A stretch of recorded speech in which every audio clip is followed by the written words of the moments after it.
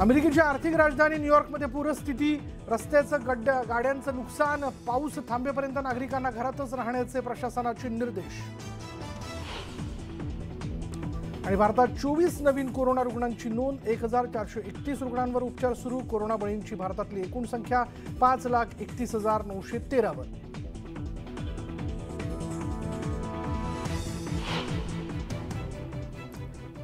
आणि आता सुरुवात करूया जगाच्या पाठीवर आता या क्षणापर्यंत नेमकं काय काय घडले। पहिली बातमी आहे स्वीडन संदर्भातली।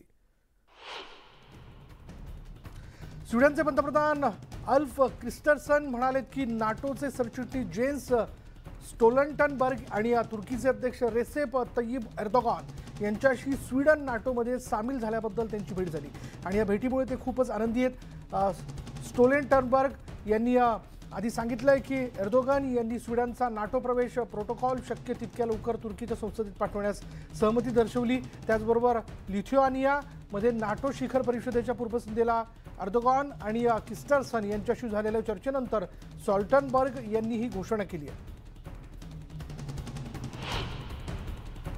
नाटोचे सरचिटणीस जेन्स स्टोलटनबर्ग यांनी सोमवारी सांगितलं की तुर्कीचे अध्यक्ष रेसेप तय्यप एर्दोगान यांनी स्वीडनचा नाटो प्रवेश प्रोटोकॉल शक्य तितक्या लवकर तुर्की संसदेत पाठवण्यास सहमती दर्शवली आहे। लिथुआनियामध्ये नाटो शिखर परिषदेच्या पूर्वसंध्येला एर्दोगान आणि स्वीडिश पंतप्रधान उल्फ क्रिस्टरसन यांच्याशी झालेल्या चर्चेनंतर स्टोलटनबर्ग यांनी घोषणा केली आहे की स्वीडनचा नाटो प्रवेश गेल्या वर्षीपासून तुर्कस्तानच्या आक्षेपांमुळे रोखून धरला होता। मंगळवारपासून सुरू होणाऱ्या वार्षिक नाटो शिखर परिषदेसाठी अमेरिकेचे राष्ट्राध्यक्ष जो बायडेन लिथुआनियाची राजधानी विल्नियस इथे दाखल झालेले आहेत। बायडेन आणि त्यांचे नाटो समकक्ष चर्चा करणार असून युक्रेनमधील रशियाच्या युद्धावर चर्चा होणार आहे। जोपर्यंत संघर्ष सुरू आहे तोपर्यंत युक्रेनला पाठिंबा आहे यावर त्यांनी लक्ष केंद्रित करणं अपेक्षित आहे आणि प्रत्यक्षात सामील न होता देशाला नाटोच्या आणखी जवळ कसं आणता येईल आणि युद्ध संपल्यानंतर रशिया पुन्हा आक्रमण करणार नाही याची खात्री करण्यासाठी कीवला सुरक्षा हमी द्यावी लागणार आहे। रशियाचे अध्यक्ष व्लादिमीर पुतिन यांनी मॉस्कोचे युद्ध युक्रेनच्या पलीकडे आणि पश्चिमेकडे सहयोगी प्रदेशात वाढवण्याचा प्रयत्न केल्यास विल्नियसमधील नेत्यांची बैठक नवीन संरक्षण योजनांना मान्यता देईल। ते संरक्षण खर्चावर देखील चर्चा करतील आणि युक्रेनला राष्ट्रीय लष्करी तिजोरीत आणखी मदत म्हणून त्यांचं बजेट कसं वाढवायचं यावर भर देणार आहेत। क्रेमलिनचे प्रवक्ते दिमित्री पेस्कोव यांनी सोमवारी स्पष्ट केलं की युक्रेनचे संभाव्य नाटो सदस्यत्व रशियासाठी धोक्याचं मानलं जातंय। पेस्कोव यांनी पत्रकारांना स्पष्ट केलं की या मुद्द्यावर मॉस्कोची भूमिका सुसंगत होती आणि पूर्णपणे समजण्यायोग्य होती। युतीचा विस्तार हा आपल्या देशासाठी धोकादायक ठरू शकतो अशी प्रतिक्रिया त्यांनी दिली। विल्नियसमध्ये त्यांच्या आगामी शिखर परिषदेपूर्वी युक्रेनच्या प्रवेशाबाबत नाटो सदस्य राष्ट्रांमध्ये झालेल्या चर्चेची रशियाला माहिती होती असं देखील ते म्हणाले। अमेरिकेचे राष्ट्राध्यक्ष जो बायडेन यांनी सोमवारी ब्रिटनचे पंतप्रधान ऋषी सुनक यांच्याशी त्यांच्या निवासस्थानी 10 डाउनिंग स्ट्रीटवर भेट घेतली। नाटो सदस्य म्हणून बायडेन यांचं सहकार्य आणि भागीदारी मजबूत करण्यावर चर्चा करणार असल्याचं सुनक म्हणाले। बायडेन यांनी दोन्ही देशांमधील संबंध भक्कम असल्याचं सांगितलं। ऑक्टोबरमध्ये पंतप्रधान पदाची जबाबदारी स्वीकारल्यानंतर बायडेन आणि सुनक यांच्यातली ही 6वी बैठक आहे। अमेरिका आणि ब्रिटनमधील संबंध अधिक दृढ करण्यासाठी ही भेट महत्त्वाची होती। अमेरिकेचे अध्यक्ष जो बायडेन यांनी विंडसर कॅसलमध्ये किंग चार्ल्स तिसरे यांची भेट घेतली। बायडेन किंग चार्ल्स यांच्या राज्याभिषेकाला उपस्थित राहिले नव्हते आणि त्याऐवजी फर्स्ट लेडी जिल बायडेन उपस्थित होत्या आणि या भेटीत बायडेन आणि चार्ल्स यांच्यात भेटीमध्ये हवामानाच्या समस्यांवर चर्चा झाली। विकसनशील अर्थव्यवस्थांमध्ये अधिक स्वच्छ ऊर्जा देण्याच्या प्रयत्नांमध्ये खाजगी कंपन्यांची गुंतवणूक यावर चर्चा झाली। नोव्हेंबर 2021 मध्ये ग्लासगो स्कॉटलंड इथे COP26 UN हवामान शिखर परिषदेत बायडेन यांनी चार्ल्स यांच्याशी औपचारिक चर्चा केली होती। बिडेनच्या राजासोबतच्या भेटीचा हवामानाचा भाग 74 वर्षे चार्ल्ससाठी पर्यावरणाला दिलेला उच्च प्राधान्य अधोरेखित करतो आणि ज्यांनी वन्यजीवांचे संरक्षण करण्यासाठी आणि हवामान बदलाशी लढा देण्यासाठी दीर्घकाळ लढा दिला। युरोपमधील सर्वात मोठ्या अणुप्रकल्पातून किरणोत्सर्ग आणि किंवा आपत्तीबद्दल इशारा दिला जातोय। त्यामुळे युक्रेनच्या निकोपोलमधले रहिवासी संकटात आहेत।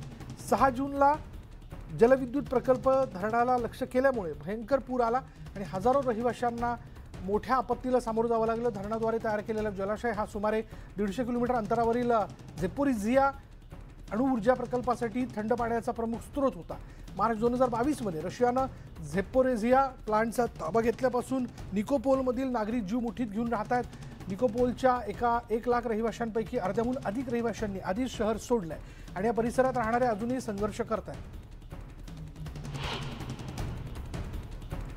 दुसऱ्या महायुद्धात युक्रेनच्या राष्ट्रवाद्यांनी पोलंडच्या नागरिकांच्या हत्या केल्या होत्या आणि या स्मृतिदिनानिमित्त रविवारी युक्रेनचे राष्ट्राध्यक्ष व्लोदिमीर झेलेन्स्की यांनी पोलंडचे राष्ट्राध्यक्ष आंद्रेज दुडा यांची भेट घेतली। पश्चिम युक्रेनियन शहर लुस्क जे आधी पोलंडचा भाग होता तिथल्या स्मृतीस्थळावर ही भेट झाली। 1943-44 मध्ये युक्रेनच्या राष्ट्रवादींनी सुमारे 1 लाख नागरिकांचा नरसंहार केला होता। संपूर्ण गावं जाळून टाकण्यात आली आणि या हत्या पूर्वी पोलंडच्या नाझी जर्मन आणि नंतर सोव्हिएतच्या ताब्यात असलेल्या आणि आता पश्चिम युक्रेनमध्ये असलेल्या इतर प्रदेशांमध्ये झाल्या। या दोन्ही राष्ट्रांमधील धोरणात्मक संबंध चांगले होत असले तरी हत्याकांडात क्रूरपणे मारल्या गेलेल्या कुटुंबातील सदस्यांबद्दल नागरिकांच्या मनात अजूनही राग आहे आणि त्यावेळी बदला म्हणून सुमारे युक्रेनचे 15,000 नागरिक मारले गेले होते। पोल्स इन वोल्वेनिया आणि ईस्टर्न गॅलिसियामध्ये झालेल्या नरसंहाराच्या स्मृतिदिनानिमित्त सर्व संप्रदाय आणि धार्मिक समुदायाचे प्रतिनिधी उपस्थित होते। बेलारूस जवळील सीमावर्ती भागातील सुरक्षा परिस्थिती तसंच रहिवाशांच्या तात्काळ गरजा याविषयी यापूर्वी एक बैठक झेलेन्स्कींनी घेतली होती। देशाच्या पूर्व आणि दक्षिण भागात तीव्र लढाया सुरूच होत्या। युक्रेनचे राष्ट्राध्यक्ष व्लोदिमीर झेलेन्स्की यांनी लुस्कमध्ये रविवारचा संदेश रेकॉर्ड केला।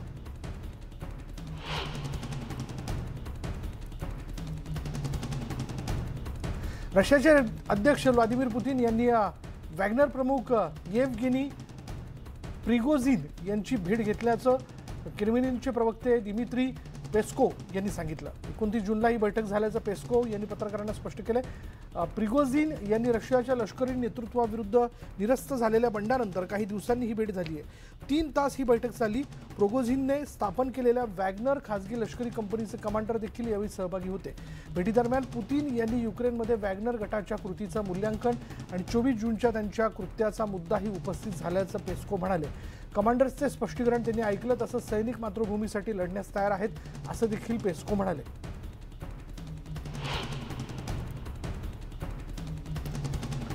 सोमवारी मॉस्को इथे रशिया आखाती सहकार्य परिषदेच्या म्हणजेच GCC संवादाच्या 6व्या फेरीत रशियाचे परराष्ट्रमंत्री सेर्गेई लाव्रोव्ह यांनी आखाती देशांमधील आपल्या परराष्ट्रमंत्र्यांची भेट घेतली। अरब राष्ट्रांच्या धान्याच्या सर्व गरजा पूर्ण करण्यासाठी रशिया तयार आहे असं लॅव्रोव्ह यांनी एका पत्रकार परिषदेत सांगितलं। यासाठी कोणतीही अडचण नाही आणि अशा कोणत्याही अटींची आवश्यकता नाही जे त्यांच्या जबाबदाऱ्या पूर्ण करण्यास सक्षम नसलेल्यांवर अवलंबून असतील असं लाव्रोव्ह पुढे म्हणाले। ओमानीचे परराष्ट्रमंत्री सय्यद बद्र अल बुसैदी यांनी पत्रकारांना स्पष्ट केलंय की बैठकीनंतर GCC रशिया संयुक्त कृती आराखडा स्वीकारण्यात आला। युक्रेनचे अध्यक्ष व्लोदिमीर झेलेन्स्की यांनी विल्नियसमधील महत्त्वपूर्ण नाटो शिखर परिषदेच्या पूर्वसंध्येला आपल्या देशाच्या अपेक्षा मांडल्या। नाटो शिखर परिषदेची जी आपल्या देशाला संपूर्ण युतीची आणि जागतिक सुरक्षेची गरज आहे। आजकाल आम्ही खूप मेहनत करत आहोत, पूर्वीपेक्षा अधिक सक्रियपणे यात मेहनत घेतली जाते असं झेलेन्स्की म्हणाले। जोपर्यंत संघर्ष सुरू आहे तोपर्यंत युक्रेनला पाठिंबा याची खात्री करण्यावर त्यांनी लक्ष केंद्रित करणं अपेक्षित आहे। प्रत्यक्षात सामील न होता देशाला नाटोच्या आणखी जवळ कसं आणता येईल आणि युद्ध संपल्यानंतर रशिया पुन्हा आक्रमण करणार नाही याची खात्री करण्यासाठी कीवला सुरक्षा हमी द्यावी लागेल असं देखील ते म्हणाले। युक्रेनच्या राज्य आपत्कालीन सेवेने सोमवारी डोनेत्स्क प्रदेशात आग विझवतानाच शत्रूच्या गोळीबारात अग्निशमन दलाचा एक व्हिडिओ शेअर केला।